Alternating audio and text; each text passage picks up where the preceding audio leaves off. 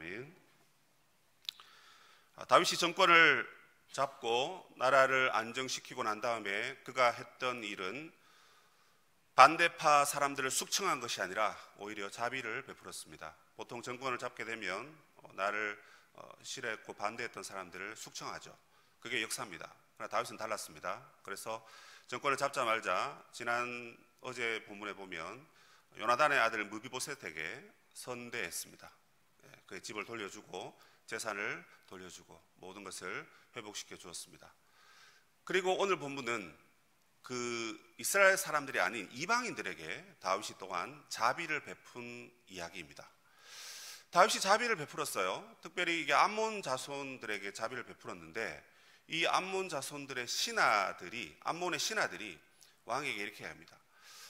지금 나하스 왕이 죽었는데 이 사절단을 조문객을 보냈는데 다윗이 이게 어떤 순수한 마음에서 보내는 게 아니라 우리나라를 정복하고자 염탐하고자 사절단을 보낸 게 아니겠습니까? 이런 말을 하는 겁니다. 그래서 어떻게 합니까? 다윗의 사절단의 수염을 다 잘라버리고 그리고 바지가랑이를 잘라버리는데 여러분 속옷이 보이도록 엉덩이 밑까지 잘라버렸다 하는 그런 이야기입니다. 이게 여러분 상당한 이제 수치스러운 걸 얘기하는 거거든요. 고대 시대의 남자들에게 있어서 수염을 기르는 것은 남성다움을 상징하는 것입니다. 근데 여러분 그걸 잘라버렸다 하는 것은 너는 남자가 아니다 뭐 이렇게 말하는 겁니다. 이게 오늘 시대에는 뭐 크게 문제가 안 될지 모르지만 과거에는 여러분 그거 하나 때문에 스스로 자결하거나 목숨을 잃는 사례들도 많이 있습니다.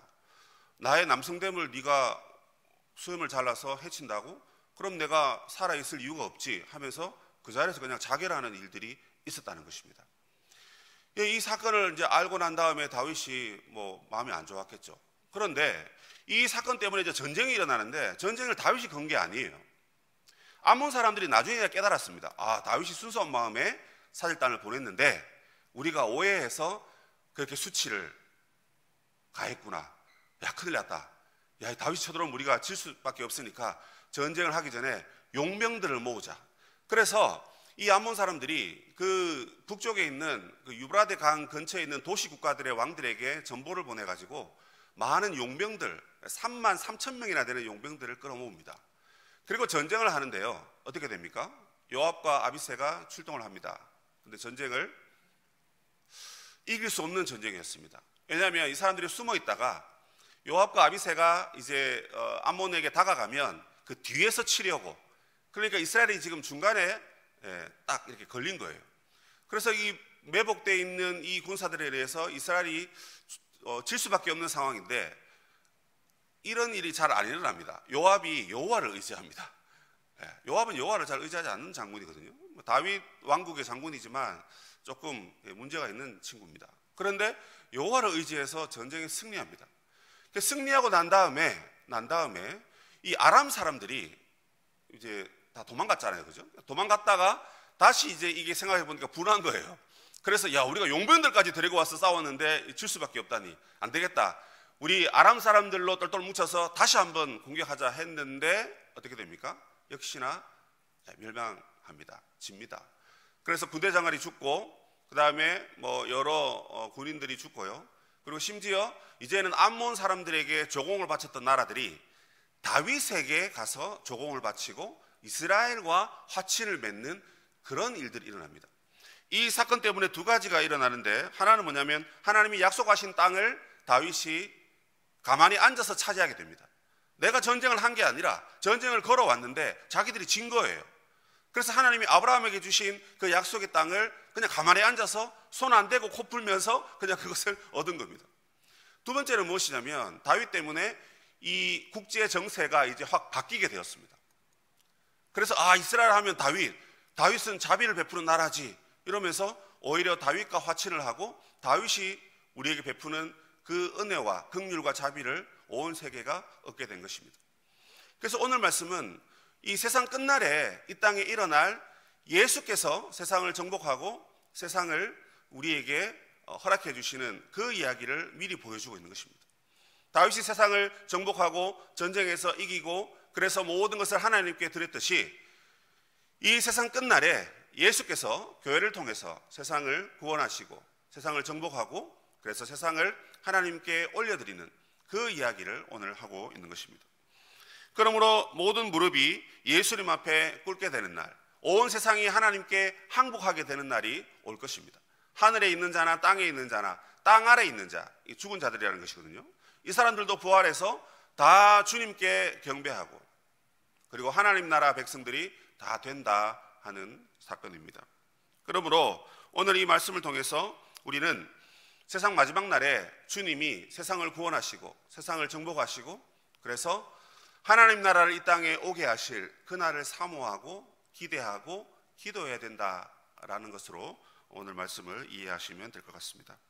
그러므로 여러분, 다윗이 온 나라를 정복하고 세상을 정복해서 하나님께 올려드렸듯이 교회인 우리가 믿음으로, 복음으로, 하나님의 능력으로 세상을 정복하고 세상을 구원하고, 그래서 하나님을 더 잘 섬기는 그런 은혜가 저와 여러분 가운데 있으면 좋겠습니다.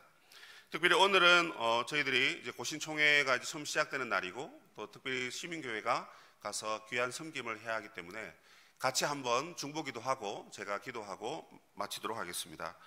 우리 각 개인과 가정과 특별히 우리 고신총회가 예수님 이름 앞에 무릎 꿇는 우리 교회와 총회와 우리 자신이 되게 해주시고, 주님이 다스리시고 주님이 인도해 주시고 주님이 우리를 붙들어 달라고 우리 한번 소리 내어서 1분만 기도하고 제가 기도하겠습니다. 사랑의 하나님, 은혜를 감사합니다. 다윗이 자비를 베풀므로 인하여서 온 세상이 하나님을 알게 하시고 하나님 나라가 되게 하시고 하나님 앞에 굴복하고 경배하면서 이 땅에 주님의 나라가 완성되는 것을 청사진으로 하나님 보여주셔서 감사합니다. 세상 끝날에 주님이 이제 저희들을 통하여 세상을 구원하시고 정복하시고 하나님의 영광을 나타내실 터인데, 주님, 우리가 그날이 오기까지 기도하고 하나님 깨어서 하나님의 복음의 능력을 회복하여 믿음으로 세상을 이기는 하나님의 선한 백성들이 다 되도록 주님 은혜를 주시고 함께 해 주옵소서. 특별히 고신총회 위에 하나님 함께 하시사 모든 자들이 예수 이름 앞에 무릎 꿇게 하시고 예수님 이름 앞에 경배하게 하시고 예수님의 이름을 더 높이는 아름다운 성회가 되도록 하나님 역사하시고 도와주옵소서. 특별히 저희 서울시민교회가 함께 섬기오니 하나님께서 동행하시고 은혜를 주옵소서. 존귀하신 하나님, 은혜를 감사합니다. 오늘부터 시작되는 고신총회 위에 하나님께서 그 은혜와 평강으로 함께 하시사 모든 총대들이 예수님의 이름 앞에 굴복하고 무릎 꿇고 주님이 원하시는 대로 하나님의 교회를 이끌어가도록 주님이 은혜를 주시고 지혜를 허락해 주옵소서. 특별히 하나님 교회 예배 성가대로 함께 봉사하는 우리 모든 서울시민교회 성도들에게 기쁨과 감사와 평강과 은혜를 허락하셔서 이 하루의 일정을 주님이 주관하시고 하나님께 영광이 되는 복된 하루가 되게 해 주옵소서. 예수님의 이름으로 축복하고 기도합니다. 아멘. 함께